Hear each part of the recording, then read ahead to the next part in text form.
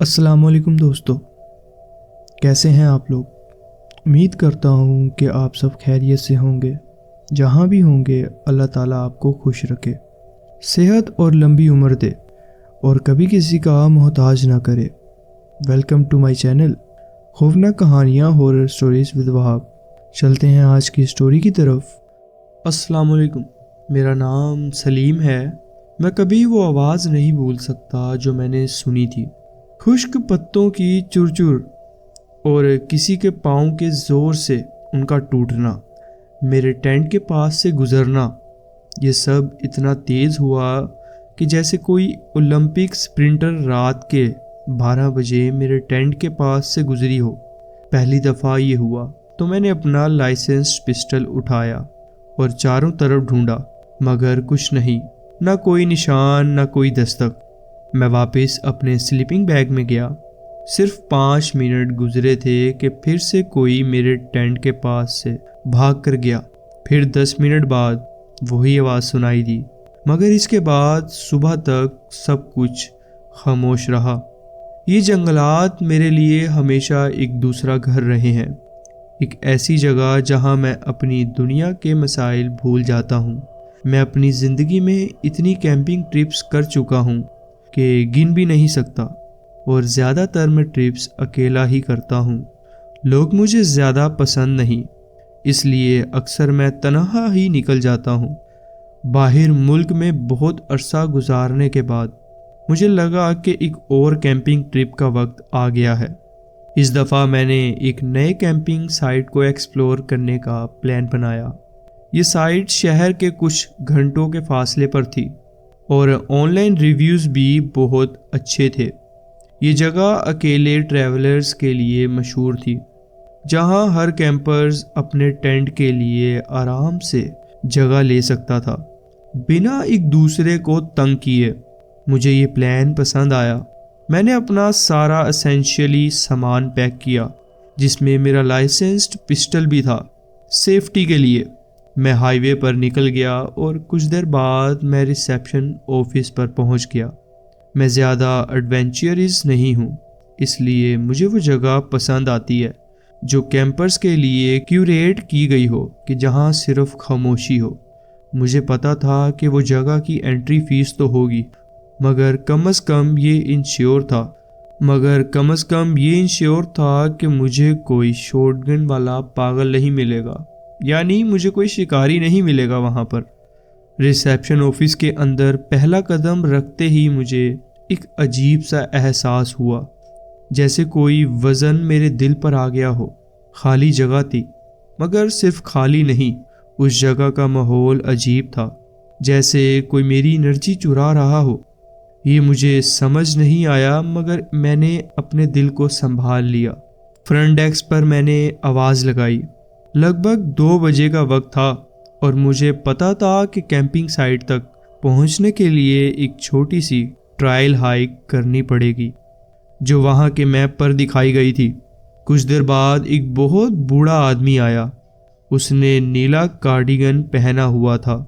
وہ شکل سے بہت بوڑھا لگتا تھا، شاید 70 سال کا تھا، مگر اس کی بات کرنے کی ادا اور جذبہ جوان تھا۔ مجھے رولز اور ریگولیشنز سمجھانے کے بعد اس نے اس جگہ کی ہسٹری کے بارے میں بات شروع کر دی۔ میں ایک بدتمیز شخص نہیں ہوں، مگر میرا دماغ اس وقت صرف کیمپنگ پر تھا۔ شاید میں کچھ زیادہ ہی کیوریس تھا کیمپنگ کے لیے۔ میں نے اس بوڑھے سے کہا کہ مجھے نکلنا ہے۔ اس کی شکل اداس ہو گئی، مگر اس نے مجھے ٹرائل کا راستہ دکھا دیا اور ایک چابی دی جو جنگل کے گیٹ کو ان لاک کرتی تھی۔ ٹرائل کا سفر جتنا میپ پر چھوٹا لگتا تھا، اصل میں اتنا ہی لمبا تھا۔ جب تک میں گیٹ تک پہنچا، سورج ڈھل چکا تھا۔ گیٹ پر چابی فٹ نہیں ہوئی۔ میں نے خود کو کنونس کیا کہ شاید مجھے ہی غلط لگ رہا ہے، اور گیٹ چھوٹا ہونے کی وجہ سے اس کے اوپر چڑھ گیا۔ گیٹ کے اندر جنگلات میں ایک خالی جگہ ڈھونڈ کے ٹینٹ لگایا، مگر ماحول عجیب تھا۔ اس رات جو کچھ ہوا وہ میری زندگی کا سب سے عجیب واقعہ تھا۔ اس رات جب میں ٹینٹ میں لیٹ کر سو گیا تو مجھے ایک عجیب سی آواز نے جگایا۔ کوئی میرے ٹینٹ کے پاس سے گزرا تھا، مگر وہ کوئی جانور نہیں لگتا تھا۔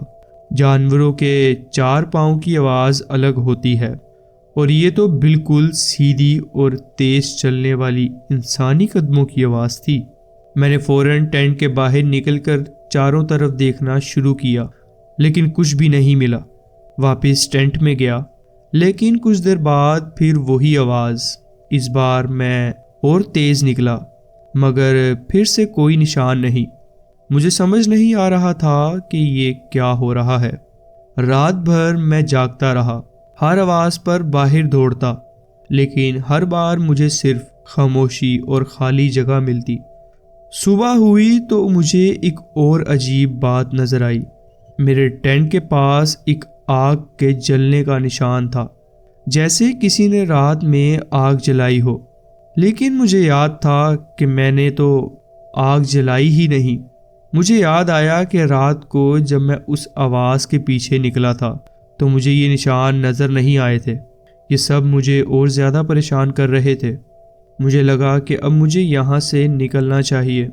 میں نے پلان کیا تھا کہ 5 دن تک کیمپنگ کروں گا، لیکن ایک ہی رات میں مجھے سمجھ آ گیا کہ یہ جگہ میرے لیے نہیں ہے۔ پیکنگ کرتے وقت مجھے پھر سے وہ عجیب تھکان محسوس ہوئی، جیسے کوئی میری انرجی چرا رہا ہو، لیکن کسی طرح میں تیار ہو گیا اور اپنا پسٹل کمر پر لگا کر چل پڑا۔ ٹرائل پر چلتے وقت مجھے ایک عجیب احساس ہوا۔ مجھے لگا کہ میں ایک لوپ میں چل رہا ہوں۔ تقریباً 12 سے 15 منٹ تک مجھے ایک ہی درخت بار بار نظر آتا۔ یہ درخت الگ تھا، اس کی لکڑی پر ایک عجیب سی شیپ کا نشان تھا۔ مجھے پہلے لگا کہ شاید میں غلط ڈائریکشن میں ہوں، لیکن پھر مجھے ریئلائزیشن ہوئی کہ یہ کوئی عام بات نہیں۔ جو بھی یہ تھا، مجھے اس جگہ سے نکلنے نہیں دے رہا تھا۔ میں نے اپنی ڈائریکشن چینج کرنے کی کوشش کی، ادھر ادھر چلنے کی سوچی، لیکن ہر بار میں اسی جگہ پہنچ جاتا۔ یہ سب کچھ ایک عجیب سی غلط دنیا کا حصہ لگ رہا تھا۔ تھکان اور گھبراہٹ کے مارے میں ایک جگہ گر گیا اور بے ہوش ہو گیا۔ جب میں ہوش میں آیا تو وہی بھاگنے کی آواز واپس سنائی دی، لیکن اس بار میں ٹینٹ کے اندر نہیں تھا۔ میرے آس پاس صرف جنگلات اور وہ پتوں کی آواز تھی۔ میں نے اپنا پسٹل نکالا اور فلیش لائٹ چلائی، ہر جگہ دیکھنے لگا، مگر مجھے کوئی نہیں دکھ رہا تھا۔ پھر مجھے ایک شیڈو نظر آیا اور میں نے گولی چلا دی، لیکن کچھ نہیں ہوا۔ پھر پیچھے سے آواز آئی اور میں نے وہاں بھی گولی چلا دی۔ 15 راؤنڈز ختم کرنے کے بعد مجھے سمجھ نہیں آئی کہ یہ چیز مجھے صرف تنگ کر رہی ہے، لیکن دکھ نہیں رہی ہے۔ میں بہت تھک چکا تھا۔ مجھے لگا کہ مجھے صرف بھاگنا چاہیے۔ میں ایک ڈائریکشن میں بھاگنا شروع کیا۔ میرے بوٹس کے زور سے پتوں کا ٹوٹنے کی آواز سنائی دے رہی تھی، لیکن مجھے لگتا تھا کہ جیسے میرے پیچھے ایک اور پاؤں ہیں جو میری سپیڈ کے ساتھ بھاگ رہے ہیں۔ اللہ کا شکر ہے کہ کچھ دیر بعد مجھے وہی گیٹ نظر آیا۔ اس بار گیٹ کھلا ہوا تھا۔ میں نے بنا کچھ سوچے وہاں سے بھاگ کر ریسیپشن آفس کی طرف دوڑ لگائی۔ جب پہنچا تو لائٹس آف تھی۔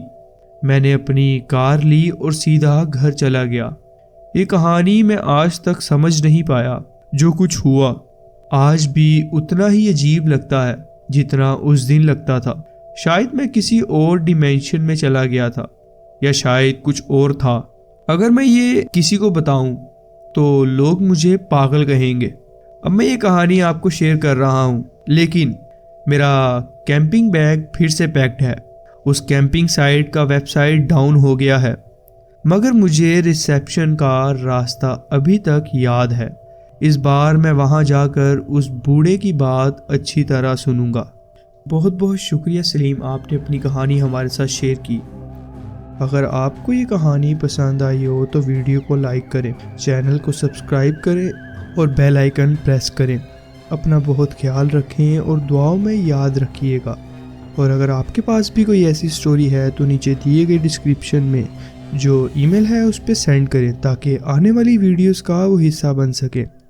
اللہ حافظ۔